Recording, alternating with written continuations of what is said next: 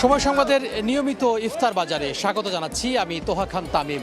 দর্শক, আমরা প্রথম রমজানে দেখিয়েছিলাম চকবাজারের ইফতারি, ঠিক একেবারে রমজানের মধ্যবর্তী অবস্থান করছি আমরা একটু আবারও চকবাজার ইফতার বাজার দেখাতে চাই। আমি একটু দেখাতে চাই যে ঠিক প্রথম দিনের মতো ভিড় না থাকলেও মানুষের আগ্রহ এবং মানুষের উপস্থিতি কিন্তু কোনোভাবেই কম বলা যাবে না। অর্থাৎ একেবারে ক্রেতা বিক্রেতার হাক ডাকে কিন্তু জমে উঠেছে চকবাজারের যে ঐতিহ্যবাহী যে ইফতার, সেই ইফতার বাজার।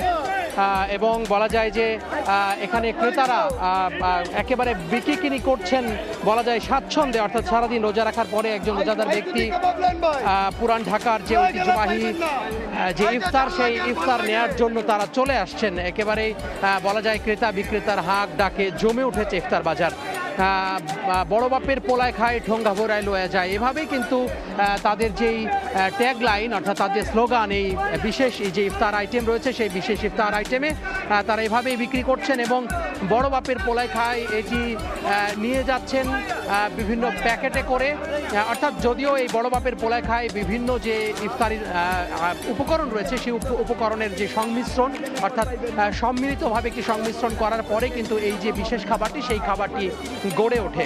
এবং বলা যায় যে এটি দীর্ঘদিনের যে ঐতিহ্য, সেই ঐতিহ্য বহন করে চলেছে, অর্থাৎ পুরান ঢাকার ঐতিহ্য বহন করে চলেছে। এছাড়াও বিভিন্ন যে কাবাব আইটেমগুলো রয়েছে, সেই কাবাব আইটেম রয়েছে। পাশাপাশি আমরা দেখতে পাচ্ছি যে আস্ত চিকেন রোস্ট, কোয়েল পাখির যেই রোস্ট, আস্ত কোয়েল পাখির রোস্ট সেটি রয়েছে, কলিজা ভুনা রয়েছে। অন্যান্য আইটেমের মধ্যে বিভিন্ন ধরনের যে রুটির আইটেম, অর্থাৎ আটার তৈরি যে আইটেমগুলো রয়েছে, সেই আইটেমগুলো কিন্তু আমরা লক্ষ্য করছি। বিভিন্ন পরোটা রয়েছে, সবজি পরোটা রয়েছে, কিমা পরোটা রয়েছে, এবং বিভিন্ন উপকরণের সংমিশ্রণে এই যে বড় বাপের পোলায় খায় সেটি যে সেই বানানোর যে প্রক্রিয়া সেটি কিন্তু চলছে। এবং পাশাপাশি যে বেচা বিক্রির যে তোড়জোড় সেটিও কিন্তু চলছে। আমরা লক্ষ্য করছি যে নানা ধরনের যে ইফতার আইটেম সেটি কিন্তু সমাহার বসে এখানে। শুধুমাত্র যে কাবাব আইটেম তা কিন্তু নয়, এখানে ইফতারির অন্যতম একটি অনুষঙ্গ জিলাপি, সেই জিলাপি কিন্তু আমরা লক্ষ্য করছি। অর্থাৎ এখানে আমরা দেখতে পাচ্ছি যে একেবারে বড় প্রায় হাফ কেজি 1 কেজি ওজনের যে জিলাপি, সেটি তারা আসলে বিক্রি করছেন। একজন বিক্রেতার সাথে কথা বলবো। কত ধরনের জিলাপি আপনি বিক্রি করছেন? আমি শাহী জিলাপি, বোম্বাই জিলাপি, আমিত্রি, রেশমি জিলাপি বিক্রি করছি। নর্মাল আছে 320 টাকা, 480 টাকা, 240 টাকা। নাম ধরে বলবেন কোনটা কত দাম? রেশমি শাহী জিলাপি 320 টাকা, বোম্বাই 320 টাকা, আমিত্রি 480 টাকা, নর্মালটা 240 টাকা, রেশমি 320 টাকা। মুম্বাই জিলাপি কত ওজনের হয়ে থাকে এক একটা জিলাপি? রেশমি জিলাপি 2 কেজি হয়, 3 কেজি হয়, 1 কেজি হয়। আর এই যে বোম্বাই অল্প। এটি আসলে মূলত কি দিয়ে বানিয়েছেন আপনারা? এটা তো বলা যাবে না, বলা যাবে না। আচ্ছা, তারা বলছেন যে এটি বলা যাবে না কারণ এটি তাদের গোপন উপকরণ, অর্থাৎ গোপন রেসিপি তারা বানিয়েছেন, এটি তারা প্রকাশ করতে চান না। যাই হোক, রেশমি জিলাপি প্রায় হাফ কেজি থেকে শুরু করে 3 কেজি পর্যন্ত হয়ে থাকে, অর্থাৎ একটি পিস 3 কেজি পর্যন্ত হয়ে থাকে। নানা ধরনের যে আইটেম, নানা ধরনের দামের আইটেম, নানা ধরনের দামের যে জিলাপি সেটি আসলে এখানে বিক্রি হচ্ছে। পাশাপাশি আমরা বলেছিলাম যে বিভিন্ন ধরনের যে উপকরণ, সেই উপকরণ দিয়ে তৈরি হচ্ছে বড় বাপের পোলায় খাই ঠোঙ্গা ভৈরা লইয়া যায়। আমরা একটু বড় বাপের পোলায় খাই ঠোঙ্গা ভৈরা লইয়া যায় সেই বিষয়টির একজন যিনি কারিগর, তার সাথে একটু জানার চেষ্টা করব। আপনি একটু আমাদেরকে বলবেন যে বড় বাপের পোলায় খাই ঠোঙ্গা ভৈরা লইয়া যায়, এই যে স্লোগান, এটি কতদিন ধরে চলছে এবং আপনারা মূলত এই যে খাবারটি, বিশেষ খাবারটি, সেই খাবারটি কত ধরনের উপকরণ দিয়ে বানান? আমার এখানে 12টা আইটেম, 12টা মশলা আছে, বুঝছেন? আপনার কোয়েল পাখি আছে, মুরগি আছে, খাসির মজক আছে, গরুর কলিজি, খাসির কলিজি আছে, ঘি আছে, ডিম আছে, মুরগির মাংস আছে। 12টা আইটেম দিয়ে, 12টা মশলা দিয়ে বড় বাপের পোলায় হয়। তাহলে ভরা লিয়া যায়।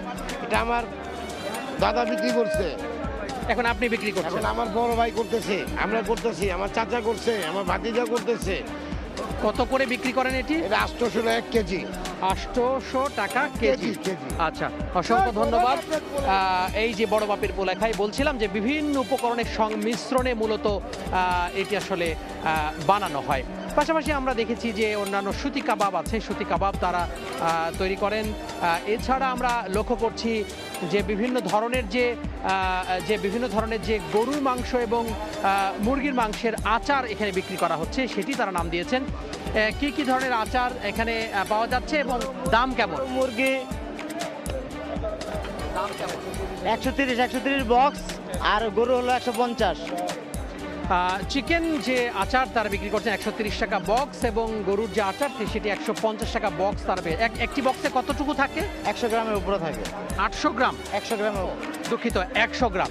100 গ্রামের প্রতিটি বক্সে 100 গ্রাম করে তারা এই যে উপকরণটি সেটি রাখার চেষ্টা করেন। পাশাপাশি আমরা লক্ষ্য করছি যে এখানে হরেক রকম ইফতারের মধ্যে বিশেষ করে যে তেলে ভাজা অর্থাৎ তেলে ডুবো তেলে যে আইটেমগুলো রয়েছে, বিশেষ করে কাবাব বা বিভিন্ন রোস্টের আইটেমগুলো রয়েছে, সেটি কিন্তু আমরা লক্ষ্য করছি। এখানে মিষ্টি আইটেমের মধ্যে আমরা জিলাপি তো রয়েছে, পাশাপাশি আমরা এখানে দেখেছি যে বিভিন্ন ধরনের শরবত এখানে বিক্রি হচ্ছে, ফালুদা বিক্রি হচ্ছে। কি কি শরবত আছে আপনারা এখানে একটু বলবেন? এখানে আছে পেস্তা বাদামের শরবত, এখানে আছে মহব্বতী শরবত তরমুজ দিয়ে বানানো, রুয়াবজা। কেন মহব্বতী শরবত, এটার নামটা কেন মহব্বতী কেন? এটা হচ্ছে দিল্লির, খেলে কি মহব্বত বেড়ে যায়? হ্যাঁ, মহব্বতটা ভালোবাসাটা বেড়ে যায়। এটা হচ্ছে দিল্লির ভাইরাল, আপনার জামা মসজিদের ভাইরাল শরবত মহব্বতী শরবত। অর্থাৎ দিল্লি শাহী মসজিদ জামে মসজিদের যেই মহব্বতী, হ্যাঁ জামে মসজিদের যে মহব্বতী শরবত, সেটি তারা নাম দিয়েছেন মহব্বতী শরবত। এবং রুয়াবজা, দুধ, চিনি, তরমুজ, রুআফজা এবং দুধ এবং চিনি সংমিশ্রণে এই যে মহাব্বতী যে আইটেম, মহাব্বতী যে শরবত, সেই মহাব্বত শরবত তারা বিক্রি করছেন। যদিও এই শরবত খেলে মহাব্বত বাড়বে কিনা সেটি নিশ্চয়তা দিতে পারছে না, তারপরে তিনি দাবি করছেন যে হ্যাঁ এটি আসলে খেলে মহাব্বত এবং ভালোবাসা বাড়তেও পারে। তো এছাড়া আমরা লক্ষ্য করছি যে নানা ধরনের শরবত আইটেমের পরেও আমরা বিভিন্ন ধরনের যে লাবাং আছে সেই লাবাং আমরা দেখতে পাচ্ছি, এবং দই বড়াও কিন্তু আমরা লক্ষ্য করছি। এবং এই দই বড়া কিন্তু বেশ টক মিষ্টির আইটেম, সেই টক মিষ্টির আইটেমও কিন্তু আমরা লক্ষ্য করছি, দই বড়া। তো সব মিলিয়ে বলা যায় যে পুরান ঢাকার যে চক বাজারের যে ঐতিহ্য, সেটি আসলে কোনোভাবেই কিন্তু কমতি নেই। এবং আমরা লক্ষ্য করছি যে মধ্যবর্তী রমজান অর্থাৎ আজকে 15 রমজান, এবং এই রমজানে আমরা সবাই এখানে এসেছেন ইফতারি কিনতে, এবং হাক ডাকে বেচা বিক্রি কিন্তু একেবারে জমে উঠেছে। আমরা এখন চলে যাবো অস্ট্রেলিয়ার সিডনিতে। সেখানে বাঙালি রেস্টুরেন্টগুলো হরেক রকমের বাঙালি স্বাদ, বাঙালি রুচির যে ইফতার রয়েছে, সেই ইফতারের হরেক রকম পসরা সাজিয়ে বসেছেন। সহকর্মী আমিনুল রুবেলের একটি রিপোর্ট রয়েছে অস্ট্রেলিয়ার সিডনির যে ইফতার বাজার, সেই ইফতার বাজার নিয়ে। চলুন সেটি দেখে আসি। আমি এই মুহূর্তে দাঁড়িয়ে আছি সিডনির বিখ্যাত সেই লিটল বাংলাদেশ খ্যাত ল্যাকেমবার্গে, যেখানে পুরো অস্ট্রেলিয়ার বাংলাদেশিদের প্রতি 5 জনের একজন এর আশেপাশে এলাকায় বসবাস করে। শুধু তাই নয়, অস্ট্রেলিয়ার সবচেয়ে ঘন বসতিপূর্ণ মুসলিম অধ্যুষিত এলাকাও কিন্তু এই ল্যাকেমবার্গ। তো আপনাদেরকে আজকে ইফতারের আগে আমি ঘুরিয়ে দেখানোর চেষ্টা করবো যে অস্ট্রেলিয়ার সিডনির ল্যাকেমবার্গ বাংলাদেশি রেস্টুরেন্ট কিংবা বাংলাদেশি দোকানগুলোতে ইফতারে কি ধরনের সমাহার আছে, বাংলাদেশি খাবার খেয়ে বা কি ধরনের খাবার কিনে নিয়ে গিয়ে ইফতার করতে পছন্দ করে বা সুযোগ পায়। অস্ট্রেলিয়ায় বাংলাদেশি জনসংখ্যা খুব বেশি না হলেও গত 2 বছরে অস্ট্রেলিয়াতে প্রচুর বাংলাদেশি শিক্ষার্থী এসেছে, এবং বিশেষ করে গত বছর অস্ট্রেলিয়াতে প্রায় 14,000 বাংলাদেশি শিক্ষার্থী এসেছে, যেটি স্মরণকালের সবচেয়ে বেশি। এবং আপনারা দেখতে পাচ্ছেন যে এখানে যত ক্রেতা এসেছে, ইফতারের যারা ক্রেতা এসেছে বাংলাদেশি রেস্টুরেন্ট দোকানগুলোতে, তারা কিন্তু বেশিরভাগই ইয়াং জেনারেশন। লাকেমবাতেই আসলে বাংলাদেশি ইফতারের সূচনা হয় শুরুর দিকে, এবং আমাদের কাস্টমারদের উপচে পড়া ভিড় থাকে বিশেষ করে উইকেন্ড গুলোতে। তবে এইবার একটু ভিন্নতা আছে, অনেক সময় আমাদের ডে লাইট সেভিং এর কারণে ইফতারটা আগে হতো, এবার একটু দেরি হচ্ছে, কিন্তু তারপরেও আমরা বাজেট কনসার্ন থেকে সবার ফ্রেন্ডলি একটা বাজেট আমরা তৈরি করেছি, যাতে একটা ইফতার প্লেটার স্টুডেন্ট বা নতুন যারা এসেছেন তারা সবাই অ্যাক্সেস করতে পারেন। সবাই আসলে 1 কেজি করে তো নেয় না, যার যার চাহিদা মতো কেউ হয়তো বা 250 গ্রাম নিচ্ছে, কেউ 1 কেজি নিচ্ছে, কেউ চাইলে পিস হিসেবেও ট্রাই করতে পারে। তাদের পক্ষে বাংলাদেশি যে মুখ্যরোচক ইফতার সামগ্রী যেগুলি কিছুটা কমপ্লিকেটেড বানানো, সেগুলি কিন্তু বানানো বাসায় তৈরি করাও তাদের জন্য অনেক ডিফিকাল্ট। আমাদের ব্যস্ত লাইফে এখানে ইফতার বানানো, বাসায় ইফতার বানানো রিয়েলি হার্ড। এখানে আমরা এখানে লাকেম্বা একটা বাংলাদেশি এরিয়া, এখানে খুব কিছু পাওয়া যায়। এখানে আমাদের বলতে গেলে আমাদের জীবনটা অনেক সহজ হয়ে গেছে। ইফতার এখানে বাংলাদেশের মতো কিছু পাওয়া যায়, যদিও বাংলাদেশের মতো ওরকম 100% সিমিলার টেস্ট না, তবে 90% মোটামুটি টেস্ট এখানে পাওয়া যায়। আমি এই মুহূর্তে দাঁড়িয়ে আছি ল্যাকেমবার্গ ধানসিঁড়ি রেস্টুরেন্ট, ধানসিঁড়ি ক্যাফে এবং রহমানিয়া হালাল বুচারির সামনে। তার স্বত্বাধিকারী আমার সামনে আছে, আমি একটু তার কাছে জানতে চাইবো যে তিনি তার প্রতিষ্ঠানের মাধ্যমে বাংলাদেশিদেরকে, বিশেষ করে বাংলাদেশি শিক্ষার্থীদের জন্য তিনি এবার কি ধরনের আয়োজন করেছেন। ধানসিঁড়ি রেস্টুরেন্ট, ধানসিঁড়ি ক্যাফে, আমার নিজস্ব যেহেতু 2টা সহকাল রহমানিয়া, সেখান থেকে ফ্রেশ জিনিস নিয়ে এভরিডে ফ্রেশ ভাবে খুব এখানে পরের দিনের জন্য কোনো কিছু লেফট থাকে না। আর সবচেয়ে বড় কথা হলো আমাদের এখানে অস্ট্রেলিয়ায় বসে যে আমরা বাংলাদেশিদেরকে হালাল খাবারের ব্যবস্থা করতে পারতেছি। বাংলাদেশের আদলে সেই ইফতার সামগ্রীগুলো বেশিরভাগ সময় টেক ওয়ে নিয়ে বক্সে করে কিনে নিয়ে বাসায় গিয়ে বন্ধুদের সাথে খেতে এবং দেশে বাবা মাকে ফোনে দেখাতে যে তারা অস্ট্রেলিয়াতে ভালো আছে, বাংলাদেশি স্বাদের ইফতার করতে তারা পাচ্ছে, বাংলাদেশি খাবার তারা খেতে পাচ্ছে। এস.এম. আমিনুল রুবেল, সময় সংবাদ, অস্ট্রেলিয়া। বিদেশের মাটিতে প্রবাসী ভাইদের যে বাংলাদেশ ইফতারের স্বাদ সেটি আসলে আমরা দেখছিলাম অস্ট্রেলিয়ার সিডনি থেকে।